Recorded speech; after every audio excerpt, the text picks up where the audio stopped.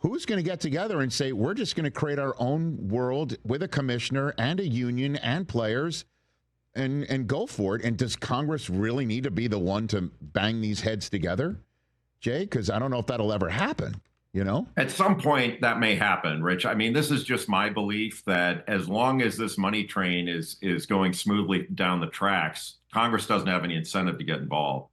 And one thing that I've learned over the last several years is, Congress doesn't want to take this on and sort of have the federal government doing, running college sports.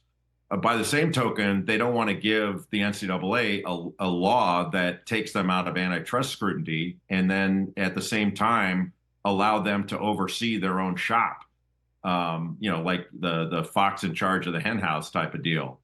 So one of the issues that would get Congress involved, in my view, is if there's a major disruption to college sports. If you saw the Power Four conferences break off and start their own thing, maybe Congress might say, hey, wait a minute, we got constituents that are smaller schools that this is going to affect. That could happen. But because things have been, for the most part, pretty orderly, and every check is clearing, ratings are up, there's been no game canceled because of any of these issues. Congress hasn't really had the incentive to get involved. But what I do believe is going to happen, or at least going to be the NCAA's strategy here, is Congress has basically told them in so many words, get your house in order before we get involved. And I think the NCAA is looking at this settlement saying, all right, now we have our house in order. So make this into law. Give us a law that codifies this settlement and gives us some cover so we're not getting sued every 5 minutes. My personal belief is, yes, if you don't want to get sued, stop breaking the law. Let's start there. You're breaking the law all the time. Stop doing that.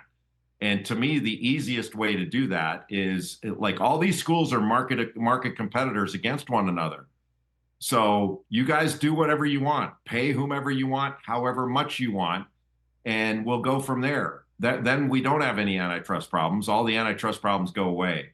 But they've never had the will to do that, and I don't think we're going to see it anytime soon anyway. Well, listen, Jay, it just sounds to me that there will just be more haves and more have-nots, and at some point the haves are all going to get together. It's what it sounds like to me. I mean, maybe, but to that point, we've always had haves and have-nots, and paying athletes now allows the former have-nots access to better talent than they have ever had. So I think it spreads talent out more than it concentrates it, because people think some people, not you, but some people out there think that there was an equitable system before NIL. And the answer was there wasn't. And I think you may recall a few years ago, Nick Saban was saying, well, we don't have the same amount of money as Texas A&M does. I mean, Alabama was complaining that they couldn't compete. So by paying players, Texas A&M could get as many good players as Alabama could get, which they couldn't get before, or at least felt like they couldn't get. So this actually spreads talent out more, and I think we're seeing that.